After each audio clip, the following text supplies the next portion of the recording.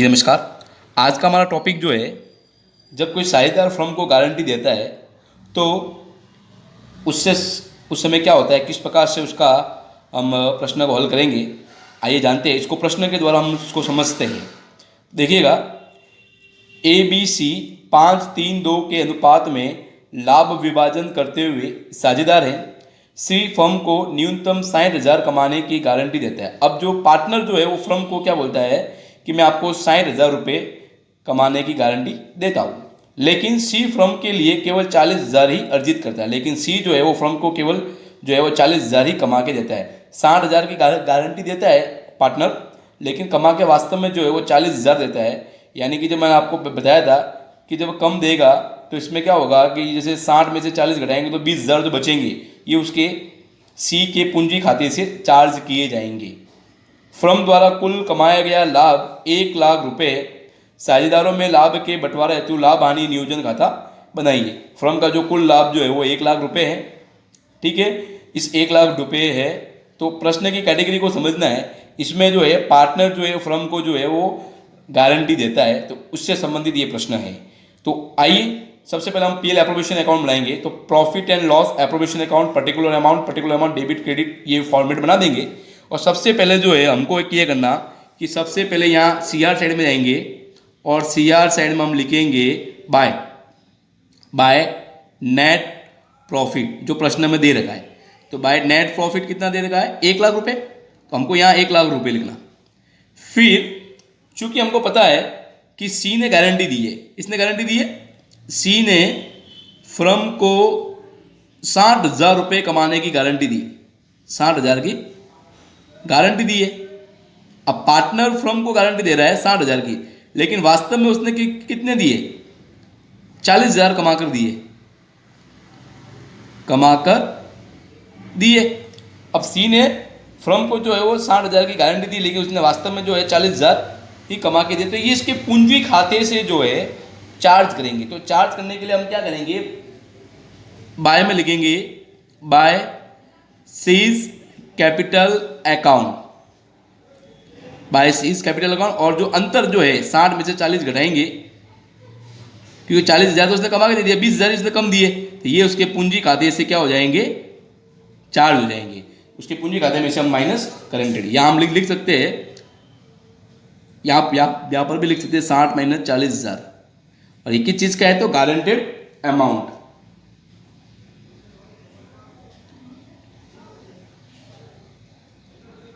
ठीक है, अब इसको बंद करेंगे खाते को, 1,20,000 हो गया।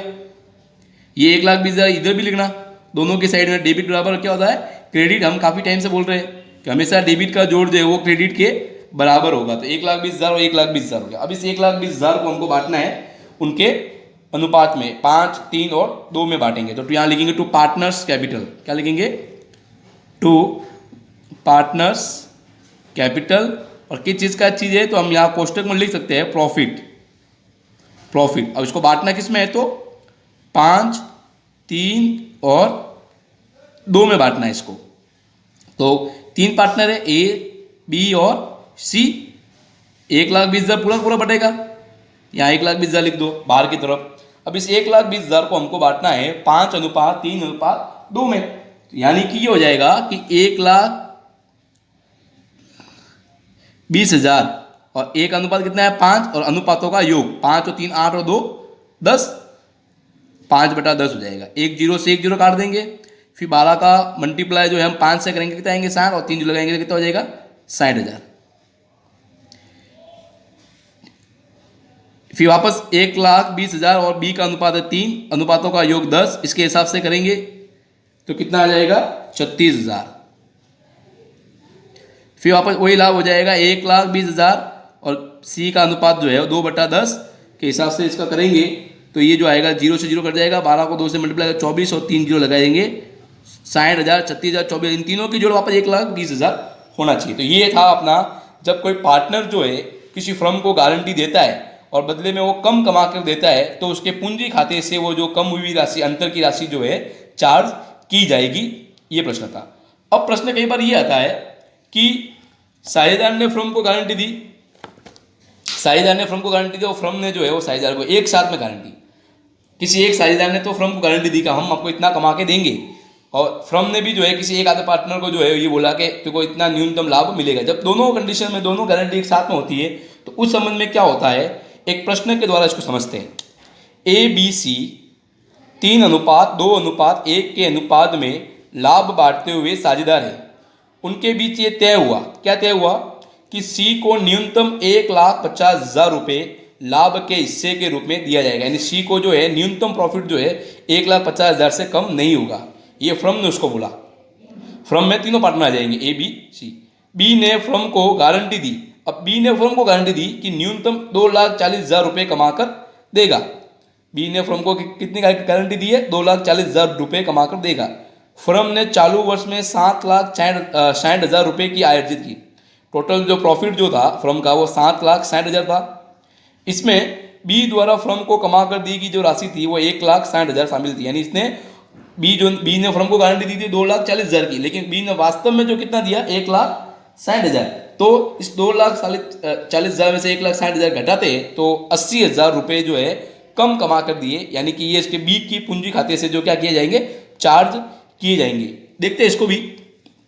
देखो बी, पहले हम बी की बात करते हैं। बीस कैपिटल। देखो बी ने फर्म को गारंटी दी, इसको गारंटी दी फर्म को, कितनी गारंटी दी थी, तो 2,40,000, लेकिन वास्तव में कितना कमा के दिया, रियल में 1,60,000। इसको लेस करने के बाद जो पैसा आया 80,000, ये उसके पूंजी खाते से चार्ज किए जाएंगे। पूंजी खाते से चार्ज किए जाएंगे, ठीक है। उसके पूंजी खाते से क्या किए जाएंगे, 80,000 रुपये जो है उसकी पूंजी खाते से चार्ज किए जाएंगे, डेबिट किए जाएंगे। आया बस में ये 80,000 हम उसको CR शेयर में लिख देंगे। दूसरा ये कि ये जो C को जो गारंटी दी है न्यूनतम कि 1,50,000 रुपये लाभ के रूप में बांटे जाएंगे, ये 1,50,000। तो C का अगर प्रॉफिट कम आता है तो उसको 1,50,000 तो देना ही पड़ेगा, ज़्यादा होगा तो ज़्यादा देंगे, लेकिन कम 1,50,000 से कम नहीं होगा। तो आइए कैसे करेंगे इसको, प्रश्न को देखते।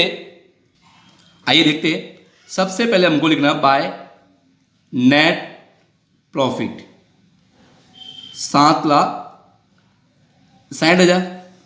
फिर जो बी ने जो 80,000 रुपये कम कमा कर दिए वो उसको कैपिटल अकाउंट से क्या कर देंगे, चार्ज करेंगे। तो बाय 20 कैपिटल अकाउंट, और कितना है 80,000, ये यहाँ लिख देंगे। 80,000 कहाँ से है, तो 2,40,000 में से 1,60,000 लेस किए, ठीक है। टोटल यहाँ हो जाएगा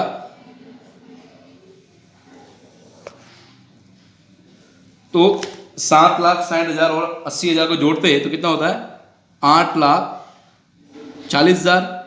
इस 8,40,000 को इधर भी लिखना है DR साइड में, तो डेबिट बराबर क्रेडिट है। अब इस 8,40,000 में जब हम C का हिस्सा निकालते हैं, C को फर्म ने गारंटी दी है कि उसका 1,50,000 से कम नहीं होगा। तो देखते हैं 8,40,000 में C का हिस्सा 1/6, क्योंकि उसका अनुपात कितना था 3:1 था। तो 3:1 के हिसाब से जो था ये A का था, ये B का था और ये C का था। तो C 3:2 5 1 6 अनुपातों का योग 6 और ये ऊपर जा गया 6 का भाग 8,40,000 में देने पर जो प्रॉफिट जो आता है C का जो हिस्सा जो आता है वो 1,40,000 आता है। कितना आता है 1,40,000 रुपये। लेकिन फर्म ने तो उसको गारंटी दी है, इतनी गारंटी कि 1,50,000 से कम नहीं होगा। तो आपको कुछ नहीं करना है, या तो लिख दो 2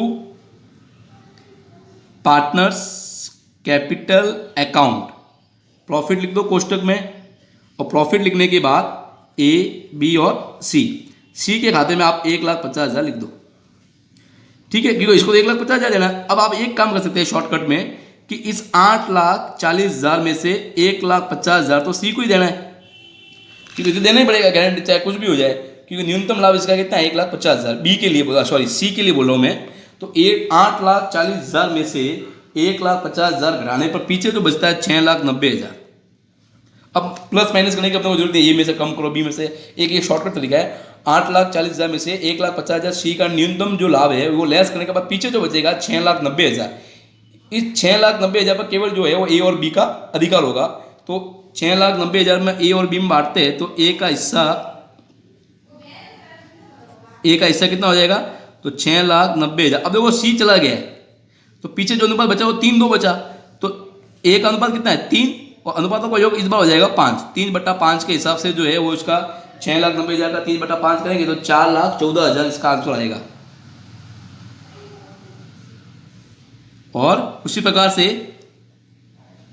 बी का जो हिस्सा है वो 6,90,000 और 2/5 के हिसाब से करेंगे तो ये आ जाएगा 2,76,000। कैलकुलेट करके देख लेना आप, 4,14,000 और 2,76,000 टोटल करेंगे तो 8,40,000 ये इसका टोटल होगा। तो ये क्या था, दो प्रकार से क्या क्या था इसमें, फ्रम ने साझेदारी को गारंटी दी